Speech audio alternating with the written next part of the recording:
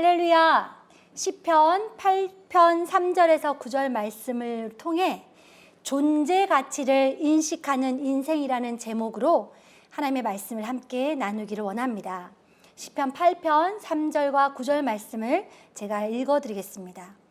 주의 손가락으로 만드신 주의 하늘과 주께서 베풀어 두신 달과 별들을 내가 보오니 사람이 무엇이간데 주께서 그를 생각하시며 인자가 무엇이기에 주께서 그를 돌보시나이까.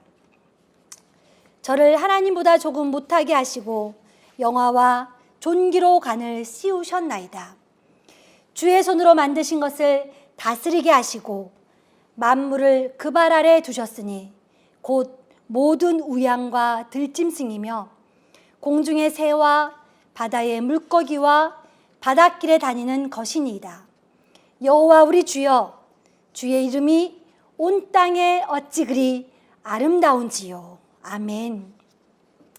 여러분, 사람은 관심을 받는 존재입니다.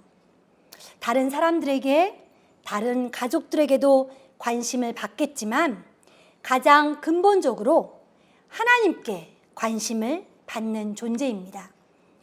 하나님께서는 저와 여러분들을 만드신 분명한 목적을 가지고 계십니다. 사람을 창조하신 제일되며 가장 높은 목적은 하나님을 영화롭게 하는 것이며 영원토록 하나님을 온전히 즐거워하는 것입니다. 우리의 삶 속에서 하나님을 즐거워하는 마음을 가지고 살아갈 수 있는 존재가 되는 것, 그것이 바로 사람들의 삶의 목적입니다. 하나님께서는 하나님과 대화할 수 있도록 사람을 만드셨습니다. 다른 만물들은 하나님이 만드신 자연 법칙에 따라서 다들 흘러가지만 우리 인간들에게는 자유의지를 허락하셔서 하나님께 자발적으로 영광을 돌리며 자발적으로 하나님께 기쁨을 가지고 살도록 하셨습니다. 그래서 내가 살아가는 이유는 다른 무엇보다 하나님을 영화롭게 하는 것, 그래서 우리 하나님의 기쁨이 되는 것입니다. 우리가 하루를 살더라도 이 목적을 확실하게 인식하고 살게 될 때에 하나님께서는 우리를 통해서 기쁨을 발견하실 것입니다. 이것을 볼 때에 여러분, 하나님께서도 인간과 동일한 감정을 가지고 계신다는 것을 인식할 수 있습니다. 인간은 불완전한 감정일 수 있어도 하나님께서는 완전한 감정, 더욱더 순수한 감정을 가지고 계신다는 것입니다. 그래서 인간은 하나님을 영화롭게 하는 삶을 살지 못할 때에 하나님께서는 너무나 안타까워하시고 가슴 아파하신다는 사실입니다. 우리가 이 땅에 태어난 목적은 하나님을 가슴 아프게 하기 위해서 태어난 것이 아닙니다. 죄를 짓고 하나님과 멀어져 지옥에 가기 위함은 결코 아닙니다. 하나님이 저와 여러분을 이 땅에 태어나게 하신 것은 우리 하나님과 기쁨의 교제를 하시기 위함입니다. 여러분, 하나님을 기쁘시게 하는 삶을 사는 것, 그것이 바로 저와 여러분이 살아가는 진정한 이유가 되어야만 합니다. 지금까지 살아오셨던 우리의 삶이 부자 되는 것이었고 건강한 것이었고 내 자식이 잘 되는 것은 아니었을까요? 이런 나 위주로의 삶, 세상적인 가치를 쫓아가는 삶으로 살다 보니 고단하고 스트레스 받으며 힘겹게 살아온 세월들은 아니십니까? 여러분, 이제부터라도 하나님을 기쁘시게 하는 삶을 사는데 집중하시기를 소망합니다. 내가 진정으로 살아가는 이유는 그 이유가 하나님을 영화롭게 하는 것, 하나님을 기쁘시게 하는 삶이 될 때에 새로운 인생이 저와 여러분의 삶에 펼쳐지게 될 것입니다. 이런 존재 가치를 인식하는 인생이 되어야만 합니다. 이런 존재 가치를 인식하는 인생이 되면 하나님께서 기뻐하시는 삶이 무엇인지를 고민하게 됩니다. 여러분, 하나님이 가장 기뻐하시는 삶은 바로 선교하는 삶입니다. 땅끝까지 주의 복음을 전하는 것입니다. 저와 여러분들이 모두 다 하나님의 기쁨이 되어 땅끝까지 주의 복음을 전하는데 앞장서서 헌신하는 믿음의 사람들이 되시기를 간절히 소망해 봅니다.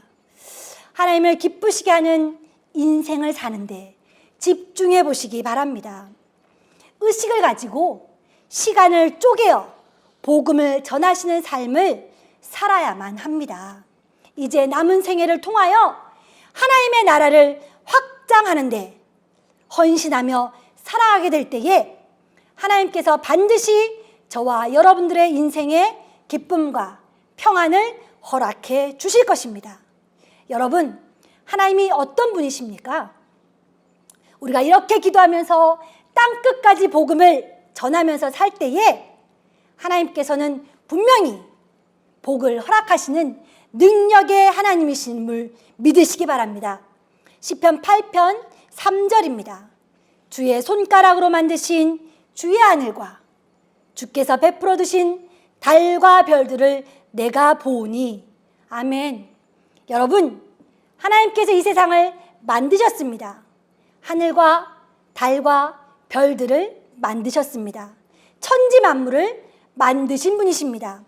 성경은 사람이 하나님에 대해서 무엇을 믿어야 하며 하나님께서 사람에게 요구하는 의무가 무엇인지 잘 가르쳐주고 있습니다.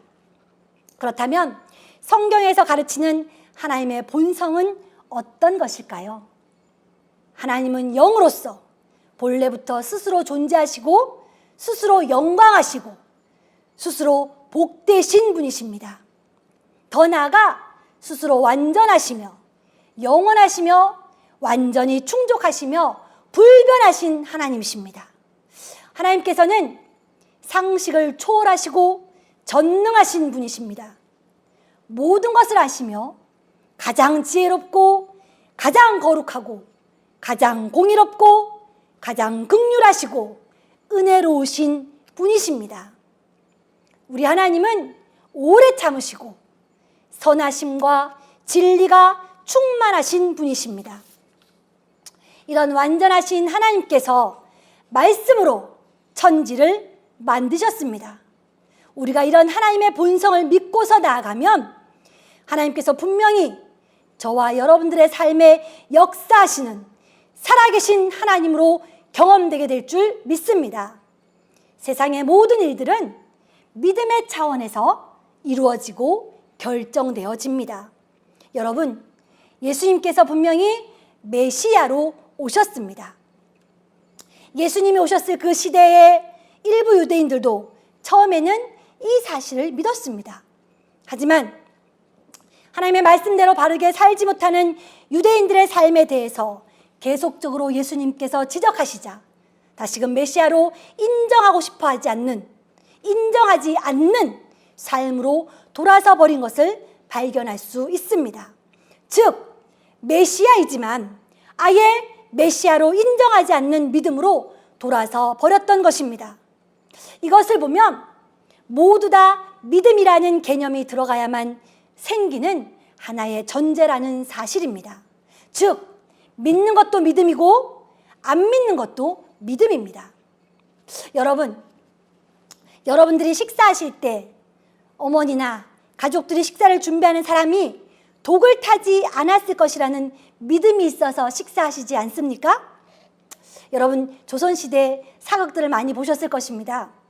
옛날에 왕들이 많이들 죽임을 당했던 여러 가지 사유가 있는데 그 가운데 왕을 대적하는 신하들이 음식에 매번 독을 타서 먹이다 보니 시름시름 앓다가 죽었던 사례가 빈번했음을 봅니다.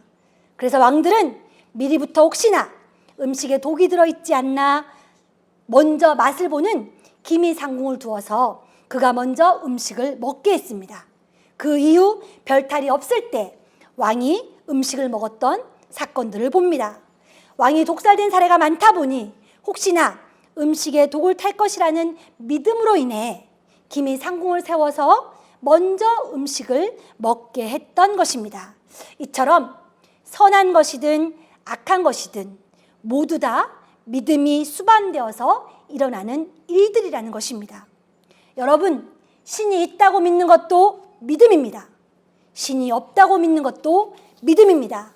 그래서 모두 다 세상 사람들은 믿음을 가지고 살아갑니다. 믿음이 없다고 함부로 말할 수 없습니다. 각자의 믿음대로 이루어지는 세상입니다. 하지만 간절히 소망하기는 저와 여러분들이 신실하신 하나님을 제대로 인식하시고 믿으시기를 소망합니다. 더 나아가 우리를 창조하신 존재 가치를 인식하는 인생이 되어 신실하신 하나님을 온전하게 믿는 믿음을 가지시기를 소망합니다. 하나님께서 천지 만물을 창조하시고 하늘과 별과 달, 사람들, 자연, 동물들을 만드셨다는 사실을 하나님의 백성은 당연히 믿는 믿음을 가져야 합니다. 그 믿음이 생기면 자연 만물을 하나님께서 다 알아서 조정하실 수 있다라는 생각에 접근할 수 있습니다. 즉, 하나님이 전능하신 분이시다라는 사실을 발견하게 되는 것입니다. 여러분, 태풍이 오는 것도 자연정화 차원에서 하나님이 보내시는 것입니다. 가뭄을 보내시는 것도, 홍수를 허락하시는 것도 다 자연을 정화하시기 위한 하나님의 계획인 것을 봅니다.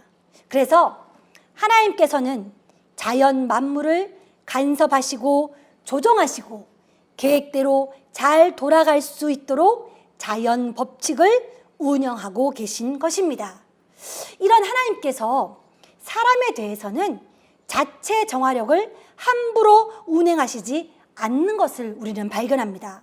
사람에게는 분명한 창조 목적이 있습니다. 하나님을 영화롭게 해서 하나님을 기쁘시게 하는 삶을 사는 것이 바로 사람의 창조 목적입니다. 다시 한번 말씀드립니다. 하나님을 영화롭게 해서 하나님을 기쁘시게 하는 삶을 사는 것이 저와 여러분의 창조 목적이라는 사실입니다.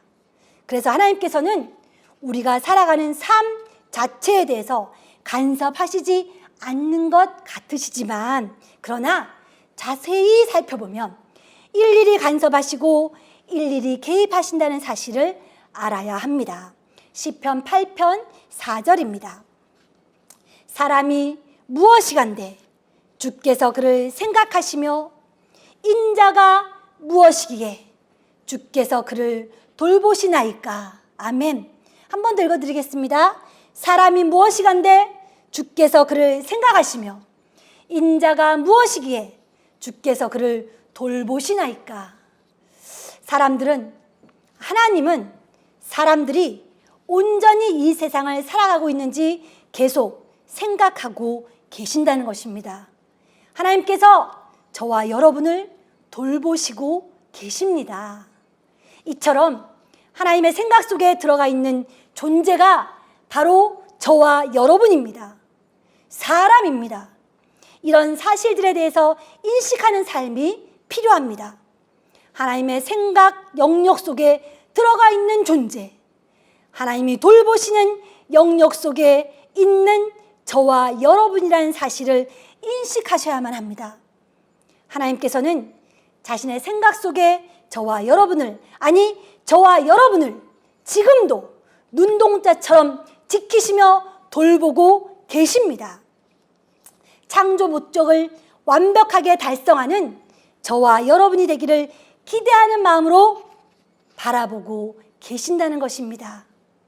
더 나아가 하나님께서는 자신의 능력까지도 저와 여러분에게 베풀어 주십니다. 하나님께서 인간에게 베푸신 능력을 살펴보면서 우리의 존재 가치를 인식하는 인생이 되시기를 소망합니다. 시편 8편 5절입니다. 저를 하나님보다 조금 못하게 하시고 영화와 존귀로 관을 씌우셨나이다. 아멘.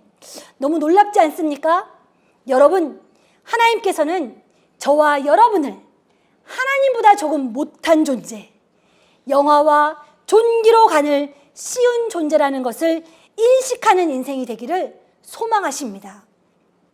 사람을 하나님보다 조금 못한 존재로 만드셨습니다. 사람들 속에 모든 것을 다 할 수 있는 기본적인 능력들을 허락하셨다는 것입니다. 하나님보다 조금 못한 존재이지만 다른 어떤 존재보다도 뛰어난 존재가 바로 저와 여러분들이십니다. 이렇게 만든 우리들에게 하나님께서는 영화와 존귀로 관을 씌워 주셨습니다. 하나님께서는 저와 여러분을 영화와 존귀로 관을 씌운 존재로 세워 주셨습니다. 가장 뛰어난 자로, 보배롭고 존귀한 자로 만드셨다는 사실을 여러분 오늘부터 인식하셔야만 합니다. 지금까지 여러분들의 존재에 대해서 어떻게 생각하셨습니까? 코로나로 인해 우리의 무능함을 철저하게 발견하는 시기 아닙니까? 하지만 여러분, 저와 여러분은 하나님께서 영화와 존귀로 관을 씌운 보배롭고 존귀한 자입니다. 우리가 하나님보다 조금 못한 존재라는 사실을 인식하셔야 합니다. 그리고 우리는 하나님께서 영화와 존귀로 관을 씌운 존재로 만드셨다는 사실을 인식하셔야 합니다. 자기 스스로에 대해서 초라한 의식을 가지고 살고 계시진 않으십니까? 무엇을 해도 안 되는 인생이라고 한탄하며 한숨 쉬며 계시진 않으십니까? 여러분, 하나님을 믿는 백성들은 하나님보다 조금 못한 존재, 영화와 존귀로 관을 씌운 보배롭고 존귀한 존재라는 사실을 인식하셔야 합니다. 스스로 돌아보시기 바랍니다. 하나님께서 내게 주신 능력을 발견해서 지금 활용하는 것이 필요합니다. 내가 아직까지 발견하지 못했을 뿐이지 능력이 없는 것 결코 아닙니다. 내게 허락하신 재능들을 발견하지 못하고 살아가게 되면 자기가 능력이 없다고 생각하시겠지만 내게 허락하신 능력이 있다고 믿고 천천히 담대하게 작은 일이라도 어떤 일이라도 믿음으로 시작하게 되시면 하나님께서 도우십니다. 하나님께서 내게 허락하신 그 능력들을 발견하게 될 것입니다. 하나님께서 그 능력을 가지고 영화와 존귀로 관을 쓰는 그런 존재, 존귀한 존재로 거듭나길 저와 여러분들에게 간절히 원하시고 계신다는 사실을 기억하셔야 합니다. 시편 8편 6절에서 8절입니다. 주의 손으로 만드신 것을 다스리게 하시고 만물을 그 발 아래 두셨으니 곧 모든 우양과 들짐승이며 공중의 새와 바다의 물고기와 바닷길에 다니는 것이니이다. 아멘. 여러분, 하나님께서는 저와 여러분을 주님이 만드신 것들을 다스리는 존재로 만드셨다는 사실을 믿으시기 바랍니다. 하나님께서는 우리들에게 하나님이 만드신 자연 만물을 다스리고 관리할 권한을 부여하셨습니다. 여러분, 우리의 존재는 세상 만물을 다스리고 관리하는 존재입니다. 자연 만물을 훼손해가면서 개발하는 존재가 결코 아닙니다. 그런데 사람들이 하나님께서 부여해 주신 그 관리하는, 다스리는 권한을 자기 욕심대로, 자기 마음대로 사용해 버리면서부터 이 세상에 문제가 발생하기 시작했습니다. 지금 너무나 많은 자연 현상에 이상 기류가 흐르고 있습니다. 오존층 파괴로 피부암이 계속적으로 유발되고 있습니다. 지구의 이상 기온들로 너무나 많은 비와 폭염으로 몸살을 앓았던 지난 여름을 기억하지 않습니까? 이런 사태가 나타나는 이유가 무엇일까요?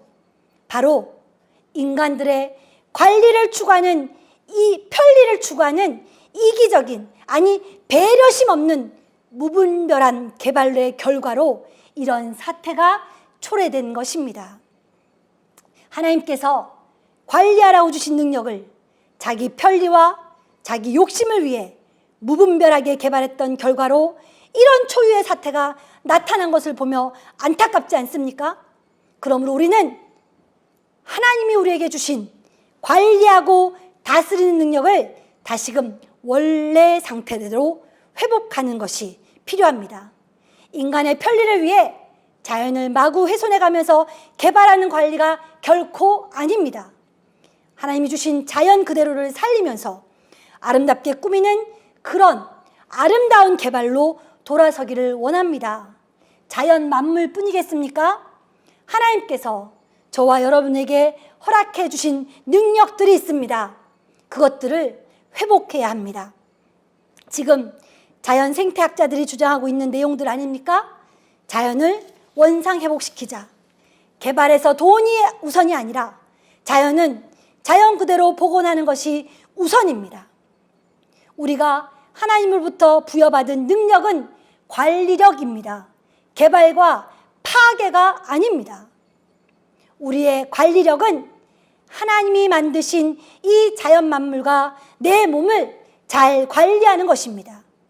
하나님께서 우리를 하나님보다 조금 못한 존재로 만드셨다는 사실을 인식하고 믿음으로 저와 여러분에게 베풀어 주신 은혜를 깨닫기를 소망합니다. 하나님께서 만드신 것들을 다스림에 있어서 하나님의 능력으로 저와 여러분이 잘 감당하기를 소망합니다. 이 세상의 자연 만물을 하나님의 사랑으로 다스리면서 관리하고 산다라는 인식을 가지고 살아간다면 저와 여러분의 삶 자체가 항상 의미 있는 삶이 아니겠습니까? 여러분, 우리는 우리의 존재 가치를 인식하는 인생이 되어야만 합니다. 저와 여러분은 오늘 말씀처럼 하나님보다 조금 못한 존재, 영화와 존귀로 하나님께서 저와 여러분에게 관을 씌워주신 존재입니다. 여러분, 하나님께서는 저와 여러분을 주님이 만드신 것들을 다스리는 존재로 만드셨다는 사실을 인식하셔야 합니다. 이 존재 가치를 인식하는 인생이 되셔서 저와 여러분들을 향하신 하나님의 사랑, 하나님의 은혜로 하나님을 영화롭게 해서 하나님을 기쁘시게 하는 삶을 사는 저와 여러분이 되시기를 간절히 소망합니다. 우리 잠깐 기도하시겠습니다. 하나님, 우리에게는 하나님께서 만드신 각자의 존재 가치들이 있습니다. 하나님을 영화롭게 해서 하나님의 기쁨되는 삶을 우리가 살아내야 한다는 사실입니다. 주님, 하나님의 능력, 하나님의 사랑, 하나님의 은혜가 고스란히 우리들 속에 있음을 믿고 고백하며 우리에게 허락하신 하나님의 능력들을 깨달아 알기를 소망합니다.